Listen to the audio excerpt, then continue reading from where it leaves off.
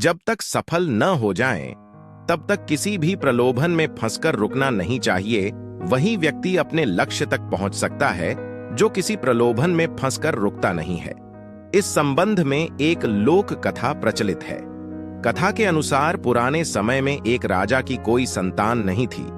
वह बूढ़ा हो गया तो इस बात की चिंता होने लगी कि मेरे बाद इस राज्य को कौन संभालेगा। राजा ने अपने गुरु से पूछा, इस समस्या का हल पूछा। गुरु ने कहा कि राजन अपनी प्रजा में से किसी योग्य व्यक्ति को उत्तराधिकारी बना देना चाहिए। ये बात राजा को समझ आ गई। उसने अपने मंत्री से कहा कि प्रजा के बीच ये घोषणा करवा दें कि कल जो भी व्यक्ति सूर्यास्त से पहले मुझसे मिलने राजमहल तक आ जाएगा, उसे इस राज्य का उत्तराधिकारी घोषित किया जाएगा। ये बात सुनकर मंत्री ने कहा कि महाराज, ये तो बहुत ही आसान है। पूरी प्रजा ही राजा बनने के लिए यहां पहुंच जाएगी। राजा ने कहा कि ऐसा नहीं होगा, मुझ तक सिर्फ योग्य व्यक्ति ही पहुंचेगा। आप घोषणा करवा दीजिए। मंत्री ने राजा की आज्ञा का पालन किया और प्रजा तक संदेश पहुंचा दिया। अगले दिन बड़ी संख्या में लोग उत्तराधिकारी बनने के लिए राजमहल की ओर निकल पड़े।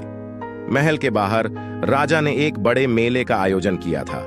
मेले में शराब थी, नाच गाना हो रहा था, तरह तरह के स्वादिष्ट पकवान थे, कई तरह के खेल वहां हो रहे थे। पूरी प्रजा उस मेले में ही उलझ गई।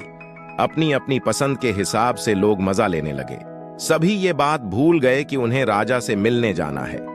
तभी वहां एक युवक ऐसा आया जो इन प्रलोभनों में नहीं फंसा। उसे सिर्फ अपने लक्ष्य तक पहुंचना था।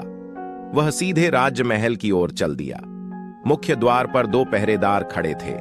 उन्होंने युवक को रोका, लेकिन वह किसी तरह उनसे बचकर राजमहल में प्रवेश कर गया।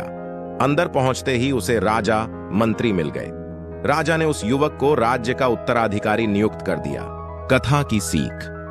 इस प्रेरक कहानी की सीख यह है कि हम अपने लक्ष्य तक पहुंचने के लिए रास्ते में रुकना नहीं चाहिए। सफलता मिलने तक हमें आगे बढ़ते रहना